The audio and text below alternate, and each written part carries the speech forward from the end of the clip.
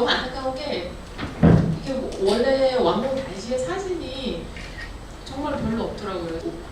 제가 의아했던 거는 완공 바로 직후의 사진 같은 이 사진이 왜 저희가 지금 알고 있는 그 정면이라고 알고 있는 그 정면 큰 대도로 그 로변에서 보는 면이 아니고 항상 이 모서리면밖에 사진이 없어요.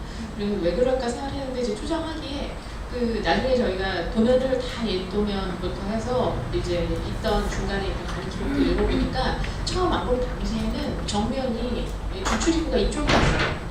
지금 베스킨라빈스 쪽인데요. 그쪽에 이곳을 그 원도에 보면 주출입구라고 얘기하는 거고요. 실제로 지금 되도록이면은 이 완공하는 그 당시에 79년도 당시에는 지하철이 없을 때고요. 지하철이 아직 개통이 되지 않은 상태였고, 그 컨텍스트가 이제 좀 있으면 보시면 아시겠지만, 지금 뒷면인데 뒷면도 사실은 보시면 아시겠지만 나중에 제가 의아했던 게 풀렸던 게 78년 당시에 이제 그 항공 사진이거든요. 79년도에 건물이 완공이 됐으니까요. 이제 서울대 물리대가 이제 이전 결정하고 이제 이전한 다음에 사방이 다 비어 있는 상태인 거예요. 지금 저희가 알고 있는 이제 북적북적거리고 도시화가 굉장히 많이 진행되고 상업화된 이런 대학로하고는 이 당시에는 너무너무 다른 상태였던 거죠. 그래서 제가 이 거슬러 올라가서 이때를 생각해 보면 이렇게 허허 벌판일 때 그 건물을 지으면서 그 안에 굳이 길을 낸 그 상상은 도대체 뭐였을까 하고 거꾸로 생각을 많이 하게 되더라고요. 근데 그걸 채 생각을 못 했었던 것 같아요. 이게 이제 79년도에 이제 그 사옥이 들어서 공연 사옥 아니 센터 사옥이 이제 그 지어진 이후에 이제 주변이고 그 다음에 이제 지금 이제 현재 가까운 시간에 17년도에 찍은 이제 한국 사진입니다. 그러니까 이런 상상을 사실은 근데 이 어떤 생각을 처음부터 했던 것 같지는 않아요. 근데 도면들을 이렇게 지금 처음 저희가 이제 이 건물을 매입을 할 것이냐 말 것이냐 뭐 이런 거를 얘기를 할 당시에부터 이제 센터사분들을 만나러 같이 이제 공그라운드 초기에 이제 매입 결정하신 무렵에 이제 같이 와서 이제 논의도 하고 건물도 보고 했었을 때 이제 그 이후에 결정이 나자마자 그 모든 자료를 좀 갖고 계신 자료를 달라 했어요. 그랬더니 다행히도 그 센터사의 그 2000년에 부임하신 그 경영지원실 그러니까 건물을 사실은 좀 맡아서 관리도 하시고 관심 가지고 임대도 하시고 하시는 역할로 들어오신 박은수 기자님 지금 현재도 일하고 계신데요. 그분께서 자료를 굉장히 많이 갖고 계셨어요. 그분 말씀으로는 2000년대 왔을 때 자기가 오자마자 이 앞에 그 엘리베이터 있잖아요. 지하철 엘리베이터. 그 지하철 엘리베이터가 막 지어지는 무렵이었대요. 근데 지하철 엘리베이터를 이렇게 올려놨는데 건물 하단을 부셨다가 짓고 새로 이렇게 복원을 해놨는데 이게 정말 복원된 게 맞느냐 자기가 당신이 이게 제대로 복원된 게 맞냐 그 이전하고 분명히 다른 것 같은데 근데 이전 자료를 아무리 찾아봐도 그럼 이왕에 복원을 할 거면 아예 원래 오리지널한 어떤 거에 더 가깝게 복원을 그럼 해놔야 되는 거 아니야 하고 자료를 찾아보셨는데 자료가 별로 없더라는 거예요. 그래서 그때 오셔서 비로소 공간사에 전화해서 갖고 있는 모든 그래도 도면에 원도면이나 이런 거를 달라라고 해서 받으신 거, 그 다음에 뭐 수소문 해서 받으신 자료들을 모아놓으신 게 있었고 그 이후에는 건물에 생기는 뭐 소소한 수리부터 여러 가지 그 자료들을 그래도 최대한 다 모아놓으셨더라고요. 그래서 다행히 그 자료들을 쭉 도면뿐만이 아니고 중간중간에 뭐 견적받은 거 내지는 다행히 다행인 거는 여기 이 건물에 10년 동안 1호제가 건축사 사무소 1호제가 이 사무실을 갖고 있었어요. 임대를 들어와 있었기 때문에 그 1호제가 있는 동안에는 1호제 분들한테 거의 많은 거를 이제 의탁하셨더라고요.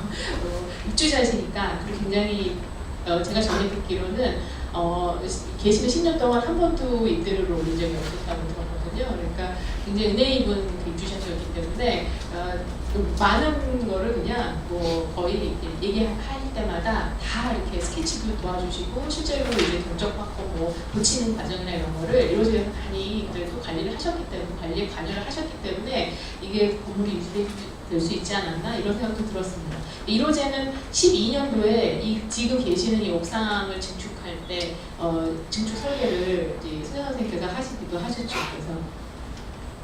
그래서 이런 자료와 함께 이제 오른쪽에 이 엑셀 시트가 사실 이 자료를 제가 그냥 자료만 갖고 도면이나 있는 자료만 갖고 읽기는 굉장히 사실 쉽지가 않았는데 그 박은수 기자님께서 소소한 그 이벤트들을 다 이렇게 엑셀로 정리를 해주셨어요. 임대자가 누가 들어왔다가 언제 뭘 나갔고 뭐 어디에 ATM기가 들어왔다가 언제 빠졌고 뭐 카페가 뭐가 있다가 뭐가 나갔고 뭐 이런 뭐 입구를 언제 고쳤고 뭐 등을 어떻게 뺐고 뭐 언제 뭐가 고장이 났었고 하는 거를 정말 다 아주 세세하게. 근데 이분이 오신 이후의 건 훨씬 디테일하고 그 전권은 이제 들으셨던 내용에 기반해서 이제 몇몇 가지를 그러니까 그 데이터를 다 모아서 주셨었던 거를 저희가 정리를 해서 이제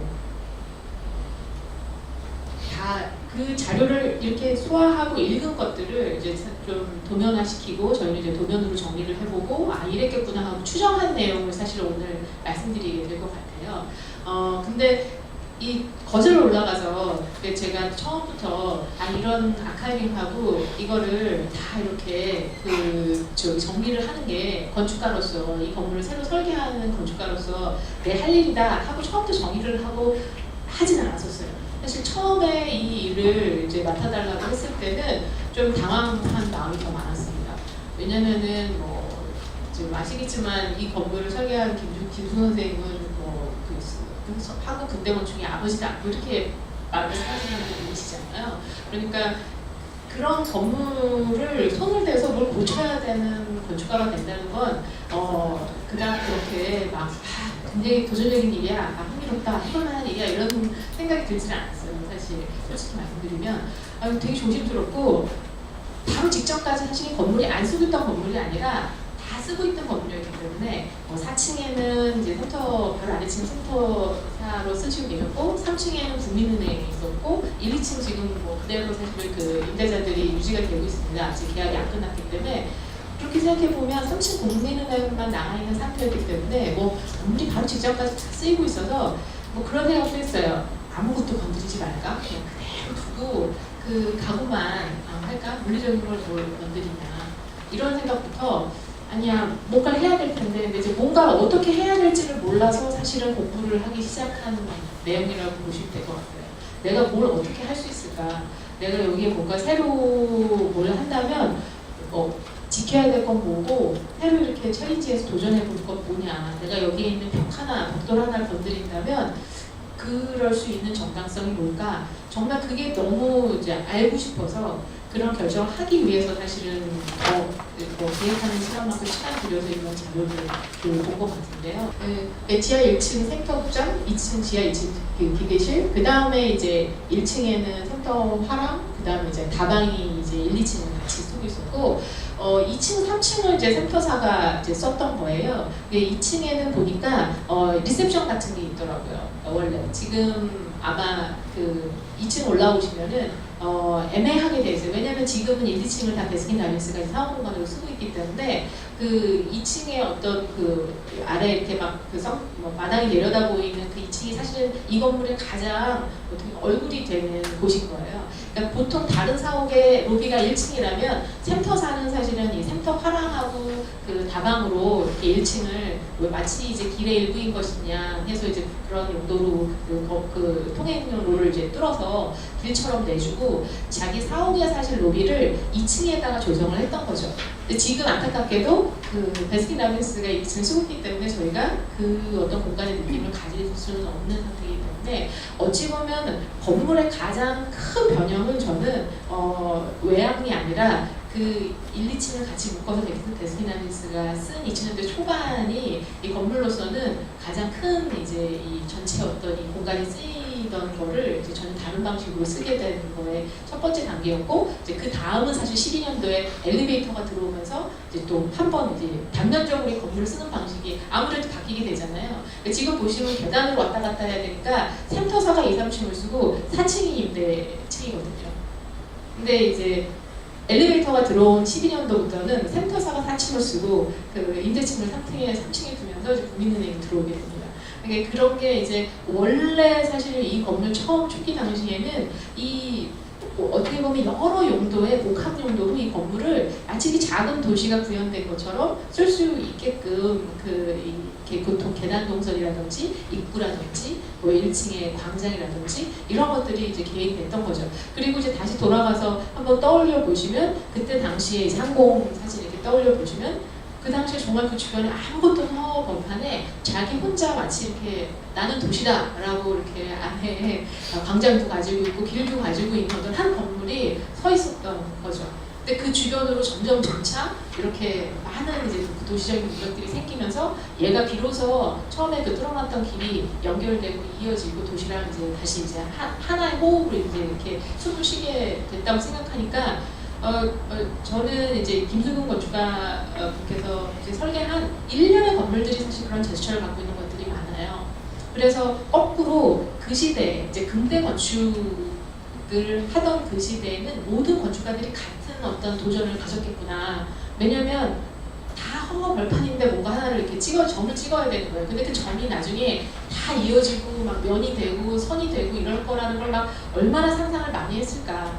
그 상상하는 게 얼마나 가슴 뛰었을까. 막막하기도 했을 것 같고 가슴이 뛰었을 것 같기도 해요. 그러니까 세운상가 같은 건물이라든지 뭐 사실 공간도 보면은 공간사도 그 보면 다방도 있고 공연장도 있고 뭐 다 있잖아요 안에. 그러니까 하나의 도시를 그냥 그 안에서 이렇게 만들어 놓게 되는 거예요. 그럼 이게 퍼지겠지, 연결되겠지 하는 그런 아마 기대나 상상을 했었을 것 같다고 생각이 됐습니다.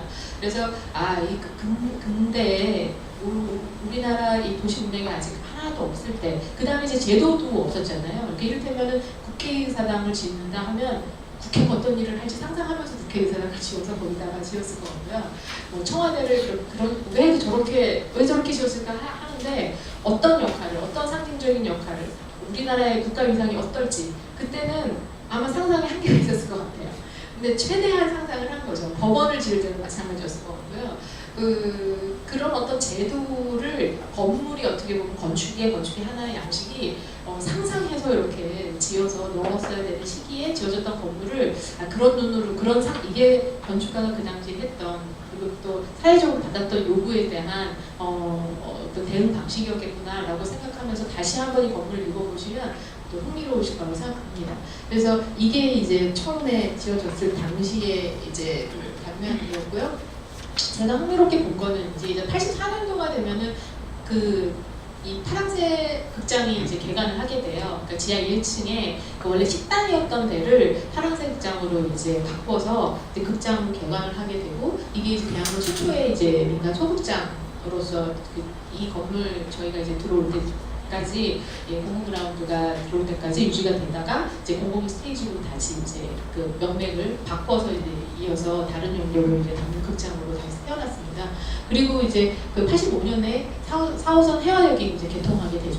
그래서 84년, 85년 이때가 어찌 보면 이 건물로서는 한번 이제 이 건물 자기의 정체성을 한번 이제 크게 바꾸게 된 계기가 됐었던 것 같고요. 그리고 주출입구도 이제 해화역이 생기면서는 이 전면 쪽으로 그 화단을 허물고 더 이제 길을 내면서 이 건물의 전면이 사실은 이제 서측으로 다시 바뀌게 된 거죠. 그래서 주출입구, 건물의 정면 자체도 이제 큰 변화를 갖게 되고, 그 샘터 광장이 그러니까 어떤 한쪽에서 들어와서 이렇게 고여서 이제 흩어지는 게 아니라 정말 이렇게 지나가고 흐르고 하는 거에 더 가깝게 됐던 것 같아요. 그리고 이제 84년 이후, 그러니까 그 근방에 있었던 이제 이벤트로 늘어본 건데, 이제 보시면은 그런 어떤 문화적인 프로그램이 1층의 샘터화랑 이제 지하 1층의 샘터 소극장 이렇게 해서 더 연결되고, 이 건물을 계속 이제 소유했던 샘터사는 끊임없이 이제 이 건물을 상업적인 용도로 이제 임대를 해서 이득을 내는 것과 뭔가 문화적인 그 역할을 하는 건물로서 유지하겠다라는 그 욕망 사이에 굉장히 많이 엎치락뒤치락했던 그런 그 기록들이 많이 남아 있습니다. 뭐 에피소드를 얘기를 해주시는데 그 은행에서 대출 담보 같은 걸 이제 시타하시러 나오면 은행에서 돈이 많은가 보다. 건물 이렇게 쓰는 걸로 봐서 당신들 돈 많은 것 같다 이렇게 얘기를 들은 적도 있다고 하시더라고요.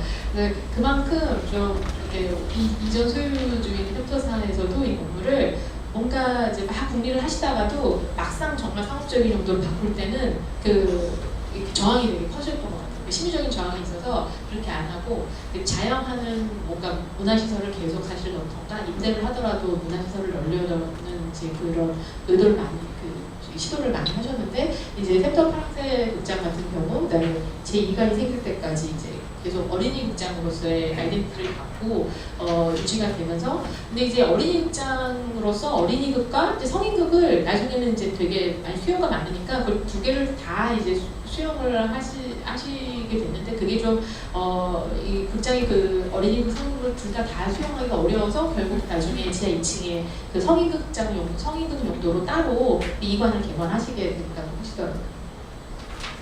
그다음에 요거는 한 2000년대예요. 이게 2000년대는 제가 보기에 그 중간은 사실 뭐 아무 일도 벌어졌을 텐데 이제 제가 받은 이제 자료에 근거하면 그때 이제 제가 나중에 이제 다시 생각해 보니까 그때 이제 경영 지원하는 이 실장님이 이사님이 오시고 더 적극적으로 건물을 왜 이렇게 버려도라고 생각하셨대요. 아니 어쩜 이렇게 만만하게 활용을 해? 그래서 사실 이분이 오신 이후에는 그 저층부를 상업용도로 그 고쳐서 그 임대 내는 시도가 이제 그때부터 되게 활발하게 이루어져요. 그게 이제 뭐 긍정적인 면과 부정적인 면이 이제 같이 있을 것 같은데요. 뭐 건물로서는 이제 당연한 사실 제스처죠. 그래서 이때는 그 사이에는 사실 제가 본 도면 중에는 이 건물을 증축하려는 시도도 있으셨어요. 그러니까 워낙 문화공간에 이제 그 공연장의 수요가 많아서 그랬는지 이 건물을 그대로 이 마감 그대로 해서 한 층을 딱 얹은 그 허가 도면이 있더라고요. 허가까지 받았던 증축 도면이 한 층을 그대로 올린 도면을 이제 보기도 했습니다. 근데 이제 그때는 허가만 받아두고 더 이상 진행을 안 하셨던 것 같아요. 그때 보니까 이제 콘서트 홀이라고 해서 5층 도면을 하나 이제 더 이제 올리셔갖고 만든 도면이 있었는데 이 허가까지만 받았던 도면이 남아있고 그 다음에 샘터 화랑이 강남 쪽으로 이전을 하고 난 다음에는 잠시 이때 그 직영을 하셔서 샘터 책방을 운영을 하셨었다고 해요. 그 샘터 책방이라는 이 간판이 정면에 붙었던 그 사진이 있기도 합니다. 그래서 샘터 책방을 직영하셨는데 한 1년, 1년 반, 2년 정도 아마 운영하시다가 뭐 당연하지만 이 적자로 인해서 그 문을 닫으셨던 것 같고요. 직영을 시도했던 이제 한두 개는 그다음 뭐 사실은 전혀 이제 이득을 못 내셨던 경우인데 그 이후에 나중에 지하에 있던 샘터 화랑도 샘터사에서 직영하셨던 그 화랑이에요. 그래서 샘터 책방이 있다가 나중에 결국 책방이 빠진 다음에는 그 스태프 핫도그라는 이제 그 핫도그 집을 아마 처음에 상업용도로 임대를 내셨다고 하시더라고요. 그러면서 여기를 이제 상업용도로 임대를 내시면서는 입구를 샘터 이 중적 쪽에서만 들어가는 입구를 가질 수가 없는 거예요. 그러다 보니까 이제 그 다른 쪽으로 바깥쪽으로 길이 있는 쪽으로 해서 전혀 사실 입구가 없었던 이제 건물의 둘레로 이제 출입구들이 이제 생기게 된 거죠. 그래서 지금 보시면은 그 데크를 깔고 이제 출입구를 이제 만들기 시작했던 시기고요. 이때는 지금 이제 좀 청색 보라색이었던 색이 이제 일단 상업용도인데 이제 1층에 샘터 화랑이 나가고 이제 문화적인 용도가 아닌 이제 상업용도로 그 이제 뭐 다방 이제 차 파는 곳과 그 다음에 이제 뭐 간식을 파는 그런 식음을 하는 공간들이 이제 임대를 하기 시작했던 때가 2000년대 초반이고 다음 이제 이때 이제 보시면은 이제 건물 외관이 여전히 근데 이때는 뭐 지하철에서 올라오는 그 엘리베이터가 없을 당시였고요.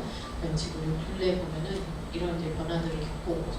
이런 단계에서 조금 번화하다가 뒤쪽도 사실은 이렇게 지금 보시는 상태 이렇게 초반에 상업적으로 이제 임대가 되기 전에는 지금 저 보이시는 저 화단 썬큰 같은 아주 얕은 화단을 통해서 밑에 이게 창이 나 있고 덤덤하게 뒤쪽으로 이제 아무 컨텍스트가 없으니까 아무 다른 이제 그 도시적인 능력이 없으니까 이제 아주 덤덤한 이제 그 벽이었던 것이 점점 지금 보시면 이제 사방으로 다 이제 길하고 뭔가 이제 오픈되고 만나고 입구가 생기고 하는 것들이 이제 점점 생기게 된 거죠. 지금 보시면 이제 그 이후에 무슨 커피집의 간판이라든지 이런 것들이 들어서 보실 수 있으시고요. 그 다음에 이제 2004년 정도 됐을 때 제가 이제 본 자료에 보니까 뭔가 이 건물이 이제 오래되다 보니까 여러 가지 이제 수리를 한꺼번에 여러 군데를 한 큰 공사가 좀 있었어요. 그때도 지금 그 1호제에서 설계를 이제 계획을 맡아주셔서 이런저런 이제 계획을 했는데 이 건물이 사실 시간을 가장 오래 지나오면서 가장 크게 사실 바뀐 거는 이 얼굴이나 그런 걸 모르는데 거의 한골 탈퇴 가깝게 뭔가 자기 시스템을 바꾼 거는 기계전기 시스템이에요. 기계전기가 원래 지하에 실이 있다가 지금 저쪽에 보시면 끝에 기계전기 설비들이 막 다 올라와 있거든요. 그걸 다 옥상으로 올리고 거기를 다 실로 쓰면서 어떻게 보면은 다 다른 수나무를 다 새로 만든 거나 마찬가지예요. 그래서 이때부터도 이미 이제 그런 시도들을 했었다고 합니다. 그러니까 전기실을 위로 올리고 뭐 하는 그 밑에 있는 기계전기 설비들을 지하에 있는 걸 위로 올리고 거기를 이제 문화공간화하고 뭐 쓸 수 있는 가용 공간으로 만들고 하는 시도들을 하셨는데요.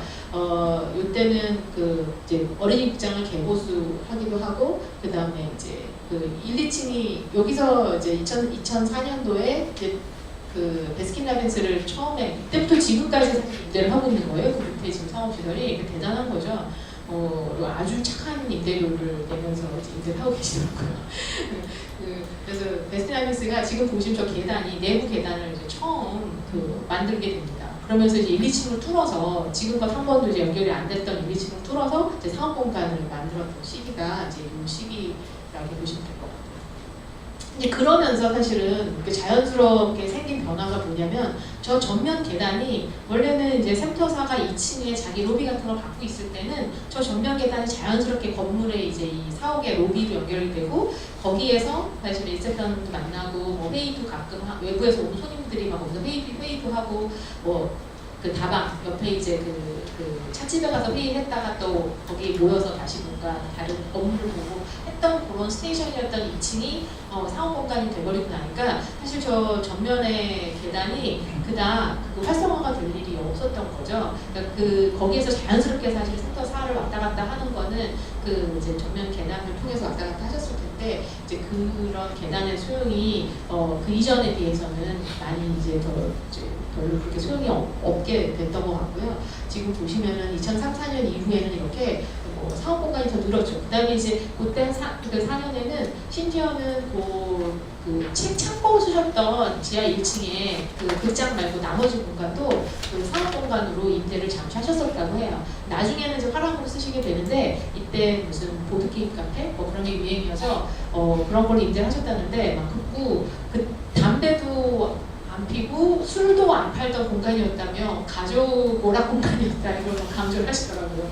그러면서 그 뒤에 저 공간이 생기면서 지금 건물 후면에 있는 그 센터 화랑의 입구가 그 전신이었던 그 입구가 생기게 되는 거죠. 그쪽으로는 원래 입구가 전혀 없고 책만 이렇게 이렇게 운반하기 위해 발출하는 그런 구멍만 있다가 실제로 이제 사람이 출입하는 출입구가 생긴 게 이때 임대를 위해서 이제 생기게 됐습니다.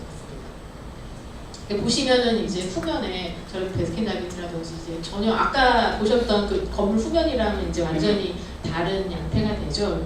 이미 이때는 이제 주변이 많이 활성화되고 길에 이제 사람들이 유동인 거 하나지 할 때였으니까 이렇게 열게 되는 것 같아요.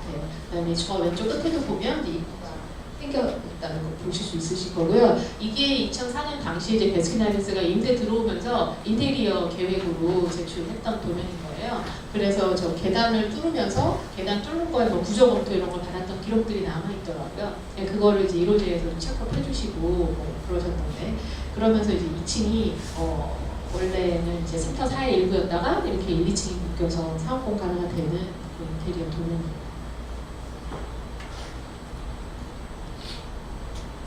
이게 전면은 그러면서도 사실 이렇게 지금 이 건물을 그대로 지금 보고 있으면 이 건물은 늘 그냥 벽돌 건물이고 늘 담쟁이가 있는 건물이고 그 안에서 벌어지는 변화는 굉장히 치열하고 완전히 뭐 안에 그 겉만 가만히 이렇게 되게 얌전하게 있지만 안에서는 막 모든 걸 다 시스템을 바꾸고 있는데 바깥에서는 전혀 변하지 않는 건물처럼 보이고 있는 거죠.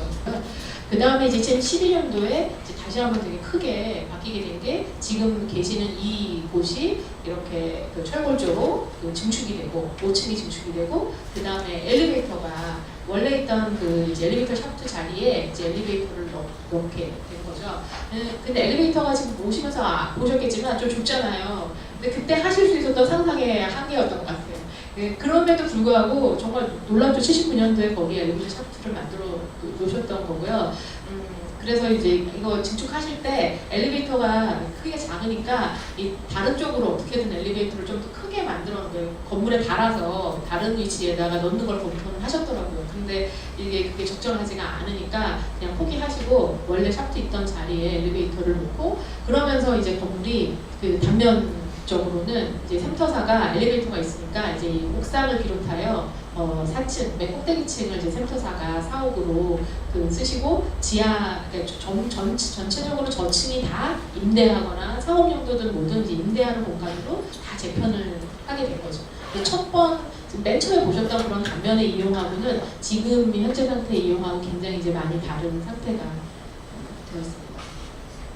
그리고 이제 사방으로 이제 모든 그 통로들이 이제 전체를 다 둘러서 이제 통로가 사통 발달처럼 뜨게 된 거고요. 지금 보시면은 이제 챕터 4가 이제 2층으로 확실하게 이제 올라가는 계기가 이제 사진들이 지금 뭐 엘리베이터도 올라오고 그 다음에 12년도에 이제 옥상 증축하면서의 공사하는 사진들 이런 것들이 지금 기록으로 좀 남아있고 이제 지금 이 공공그라운드가 17년도에 그 5년 후에 12년도에 이제 공사한 이후 5년 후에 공공그라운드가 또 내부를 한번 그 공사해서 지금에 이르게 되었습니다. 그러니까 저는 사실은 그 용기를 얻은 거는 이게 건물이 겉으로 보면 아무 변화가 없는 것처럼 보였는데 아는 분은 정말 치열하게 막 끊임없이 뭔가 이제 새로운 시대의 요구, 뭐 도시적인 변화, 이 근방의 어떤 이 맥락적인 변화, 당신들도 이제 뭐 임대를 할 것이냐, 뭐 어떻게 자기네들 운영을 문화적인 어떤 이런 그 프로그램을 계속 지속할 것이냐, 상징적인 걸 가져갈 것이냐 하는 거를 치열하게 고민한 거를 엎치락뒤치락하면서 안에서 굉장히 많이 건물이 변화를 겪어왔다라는 걸 알고 나니까 용기가 사실 생겼어요. 계획을 할 때.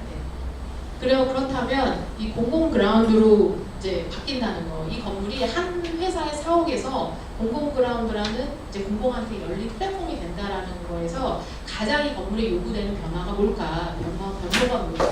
그렇게 앞으로 그 용도로 쓰임을 갖기 위해서 이 건물이 필요로 하는 변화는 최소한 우리가 바꿔야 되지 않을까라고 생각하면서 이제 몇 가지 이제 변경을 하게 되는데요. 뭐 1층은 거의 사실은 건드리지 않았습니다.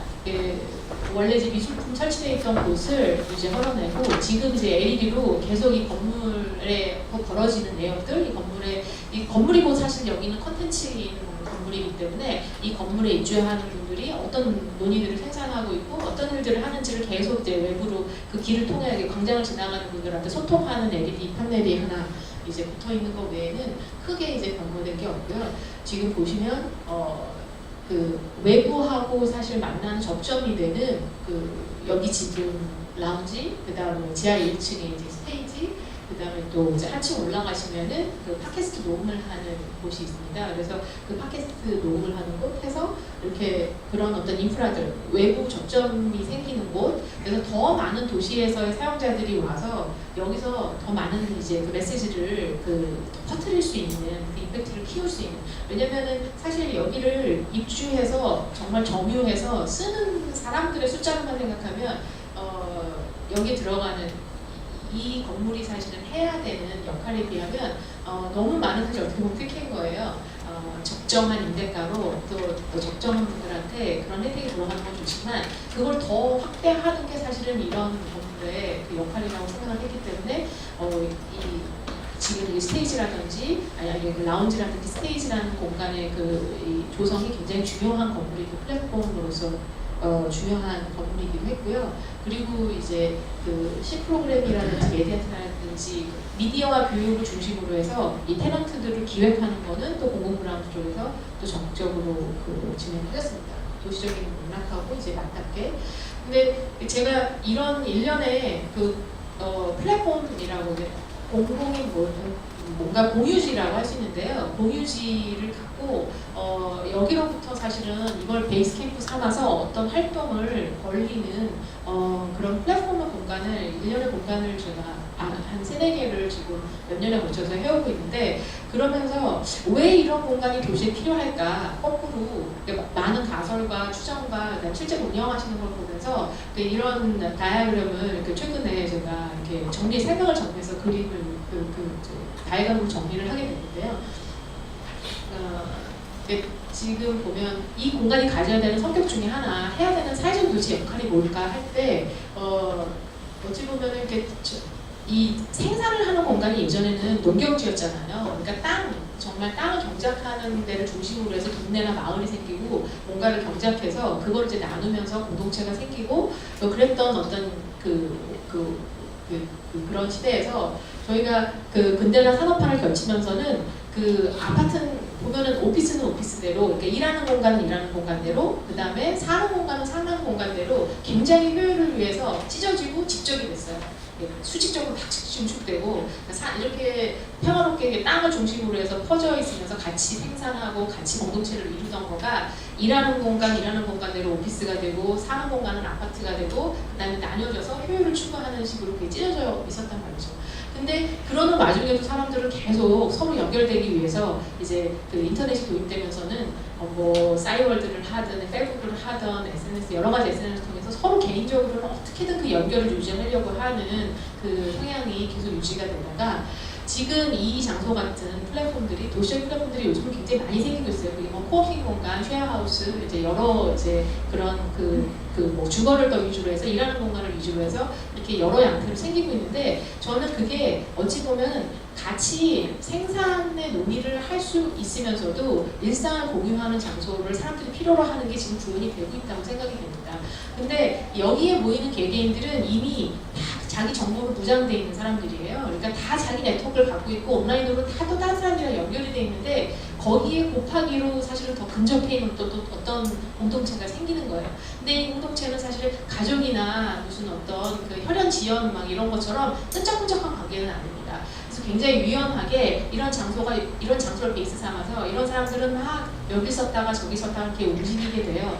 이렇게 이런 어떤 네트워크로 연결된 사람이 어떤 거점 같은 역할을 이런 공간이 하게 된다고 사실 봅니다. 근데 여기는 닫혀져 있지 않고 항상 열려있는 게 굉장히 중요하고 여기에 드나드는 사람들의 서로 아이덴티티가 서로 남과 나를 구획하고 구분하고 안 보이게 만들고 비밀을 지키는 게 아니라 여기에 어떤 프로토콜은 오픈하고 엿보이고 누가 뭘 하는지를 서로 넌지시는 알 수 있는 그런 공간이어야 돼요. 그걸로 가장 사실은 이 전에 어떤 센터사가 가졌던 구조에서 가장 그게 이제 안 됐던 거는 이를테면은 공용부하고 이제 실제 실 사이에 아주 딱딱한 그 벽돌이 꽉 막고 있는 데가 많았어요. 그래서 계단실에서 안이 하나도 안 보이고 굉장히 이제 묵직하게. 그리고 김두선 선생님의 어머니의 이 백설과 같은 그런 계단실이라든가 김 선생님의 되게 어떻게 보면 시그니처 같은 공간이긴 한데요. 어둡고 아늑하고 막 그런 공간이긴 한데 그게 사실은 앞으로 이 건물이 새로 태어나는 데 있어서는 가장 좀 도전적인 부분이라고 생각해서 제가 사실은 건물을 이렇게 이제 새로 이제 건물에 이제 프로그램 들어가면서 제일 이 건물에서 제가 물리적으로 어디를 원래 원형이었던 곳에 손을 댔다라고 하는 데는 딱 한 군데밖에 없는데, 그게 계단실, 이게 그 통행을 하는 공용부와 그 본격적인 이제 실이 있는 곳 사이의 벽을 허물었습니다. 그래서 지금은 계단실에서 안에 뭐가 벌어지는지가 딱 보여요. 왔다 갔다 하면서 다 보이게 돼 있어요. 그래서 그 부분이 이 건물이 이 다음 세기, 그리고 저도 다시 한번 이제 제 스스로에게 질문을 해봤죠.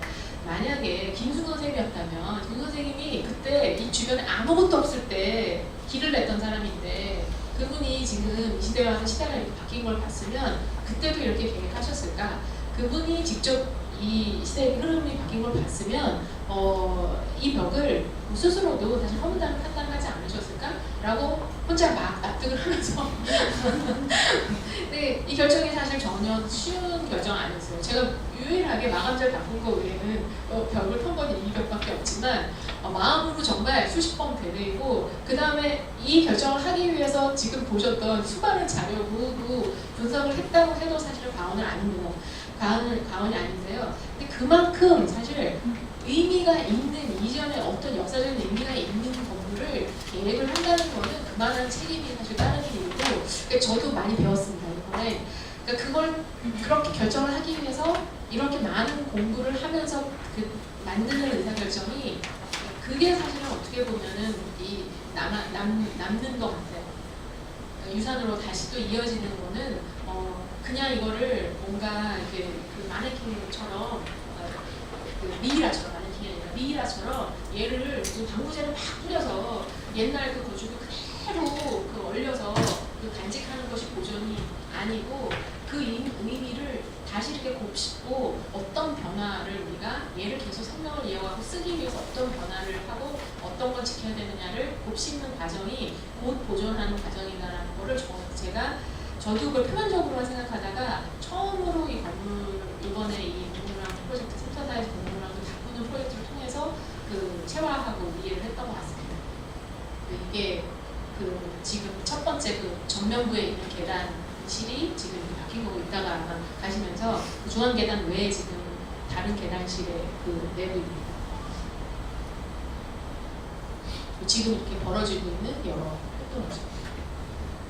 각 층은 아마 이거 돌아보시면서 거꾸로 캠퍼스가 지금 이전에 사실은 저희가 그냥 건물 고치기 직전에, 공사 전에 거꾸로 캠퍼스 학생들은 여기 와서 수업을 하게 됐거든요. 수업을 하면서 자기네들이 여기 공간을 어떻게 앞으로 쓰게 될까 하면서 책상도 막 나보고, 이 친구들이 그때 만들었던 책상 사이즈나 그런 아이디어에 기반해서 저희가 책상을 실제로 계획하고 생산하기도 했어요. 지금 내려가면 이제 보실 수 있는 책상이 그 책상이고요. 그래서 사실 이렇게 새로운 플랫폼이 되기 위해선 이게 불특정 다수의 사실은 많이 열려있는 공간이긴 하지만, 하나의 이 플랫폼이 제대로 기능하기 위한 가장 하나의 키는 뭐냐면, 지금 당장에 이 건물을 쓰는 사람들의 아주 특정한 요구에 이 건물이 굉장히 잘 반응을 특수하게 해줘야 된다는 거예요, 맞춤으로. 그러니까 그 사람들이 만족하고 행복한 것을 사실 계속 전수하기 때문에 이게 더 넓은 범위에도 그 힘이 전파될 수 있기 때문에 그런 노력을 굉장히 많이 했었습니다. 이거는 제가 이 삼터사 간판을 띄고 공공그라운드 간판을 달 때 여기 막 차 다니기 직전에 전면에서 가르쳐야 되니까 새벽에 가시더라고요. 여기 그때 추웠는데 새벽에 이거를 이제 제가 막 삼터사 간판을 막 띄시고 공공그라운드 띄는 장면을 보려고 일부러 새벽에 여기 왔습니다. 근데 그 순간이 제가 이런 순간 때문에 설계를 하는구나, 건축을 하는구나, 이런 생각을 하게 됐어요. 그러니까 모를 거 아니에요. 다른 분들은 다음날 아침에 왔는데 바뀌었네? 언제부터 여기가 이런 바뀌었지? 저는 그 과정을 굉장히 음미하면서, 도시가 사실 이렇게 한순간에 바뀌지는 않거든요. 굉장히 서서히 굉장히 많은 의사결정의 가능성을 가지고, 변화의 가능성을 가지고 바뀝니다. 뚝딱 바뀌는 것 같고 뚝딱 바뀌는 것 같지만 사실 그렇지 않고요. 그러니까 그런 과정에 우리가 얼만큼 깊이 관여하고 그 그 과정을 즐길 수 있느냐가 도시민으로서는 시민으로서는 사실 오당 가려는 권리이기도 하거든요. 그래서 제가 남몰래 이 과정을 즐기면서 내가 인마트 설계를 하지 뭔가 이렇게 바뀌는 과정을 나는 보는 관찰하는 증거하는 보고 증거하는 사람이구나 라고 생각했던 순간이 있기 때문에 마지막에 이